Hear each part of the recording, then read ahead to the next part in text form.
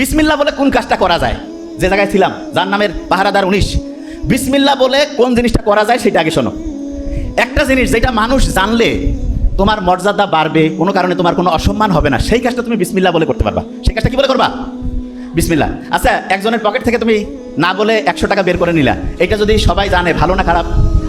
এটাকে বিসমিল্লাহ বলে কওয়া যাবে? তাইলে তুমি কি ওই কাজটা করবা? আচ্ছা, একজন হচ্ছে যে চুপ করে বাড়ি থেকে একটা জিনিস নিয়ে চলে আসলা, এটা কি জানলে ভালো হবে না খারাপ হবে? তাহলে এটা কি বিসমিল্লাহ বলে করা যাবে? আচ্ছা, তুমি রাস্তা দিয়ে যাচ্ছ, একজন অন্ধ, সে দেখতেছে না, তাকে তুমি হচ্ছে একটু হাতটা ধরে রাস্তাটা বার করাই দিলা, এটা জানলে তোমার বাড়িতে মানুষ খুশি হবে না কষ্ট পাবে? কি হবে? এটা কি বলে করবা? বিসমিল্লাহ। কি বলে করবা? তোমার মা মনে করো একটু কাজ করতেছে প্রচুর, তুমি যে তাকে একটু কাজে হেল্প করলা, এতে কি তোমার আব্বা আসার পরে তোমার আম্মা যখন বললো যে আমার ছেলে বা মেয়ে আমাকে কাজে হেল্প করছে, এতে কি খুশি হবে নাকি রাগ করবে? তাহলে এটা কি বলে করবা?